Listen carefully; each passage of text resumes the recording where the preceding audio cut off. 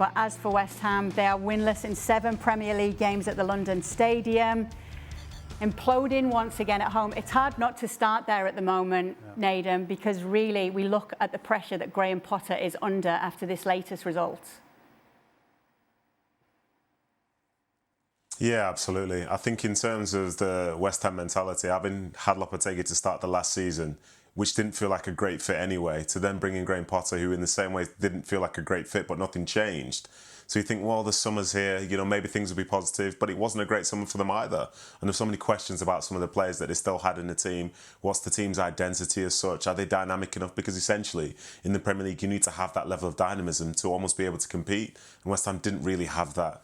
So to go from, winning there away from home last week, 2 weeks ago, I think it was 3-0, to then essentially just being rolled over at home to a Spurs side who, interestingly, haven't won against West Ham at the West Ham Stadium or London Stadium in 6 years, I think it's hugely disappointing. And it's the nature of these performances as well, because when they go, it seems like they really collapse. And Spurs, they are a good side, but no fan wants to come to the stadium, watch their team be rolled over again.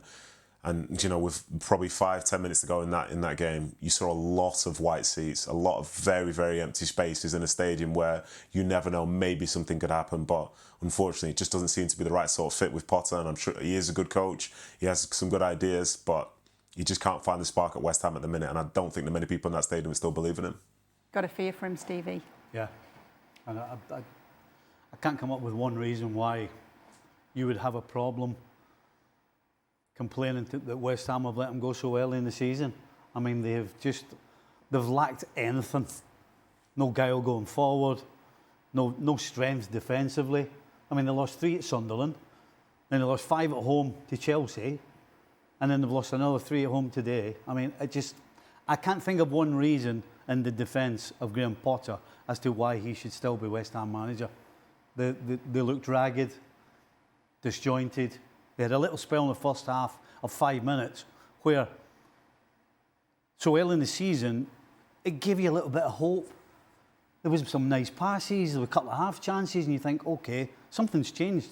And then the trap door, the trap door was opened and down they went. So, yeah, I'm sorry. I think Potter will be lucky if he's in charge next weekend. As for Tottenham Hotspur, though, Nedum, bar that blemish against Bournemouth, it's been a really good start for Thomas Frank.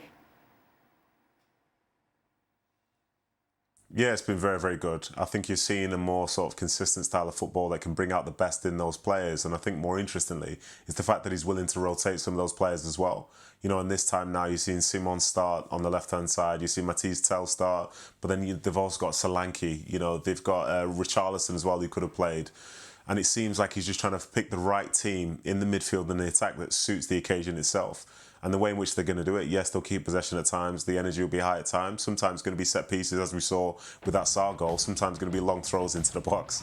And I'm sure someone like Bergvall probably didn't even realise they had a long throw until Thomas Frank said, well, you're good with your feet, but what you like with your hands?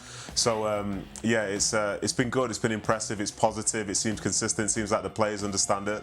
And for now, they're getting some very, very good outcomes. Obviously, the game against Bournemouth was a bit concerning, and there were some boos from the home fans in that game 2 weeks ago. But overall, you've got to be happy as a Spurs fan, because the Champions League is about to start. You're a part of that, and you've won 3 out of your 4 games to start the season. So, long may that continue for them. Good start for Spurs, Stevie. Yeah, fantastic. I mean, yeah, the hiccup last time out, but Thomas Frank has got them right in between where they were with Nuno and Mourinho and Conte with this defensive drab stuff. But as you go to Ange, it's the complete opposite, where it's helter-skelter, gamble, running all over the shop. Thomas Frank comes in and just parks the bus right in the middle of both of those. They're good going forward when they need to be, and they're good and tight and solid defensively when they need to be. They just look like a real good, strong, solid team. Anything to add, Ali? I think something that Stevie said there, when you watch Spurs play, you know who they are. Yeah. And many of the teams that we have been discussing and highlighting their struggles, the one thing that all of them have in common is there is very little identity. Whereas with Spurs, there is an identity and there is organization. which early on in the season is the one thing that you have to get right when you're a new manager. This is what we're going to do. This is our game plan. This is our organization. And from here, this is how we're going to attack and allow our talented attacking players to take over. So this is when you actually see the work of a manager.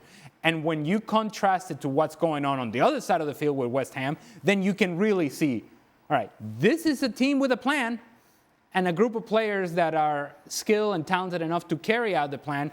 And then there's that over there. And whatever is going on over there, yeah, it's not working.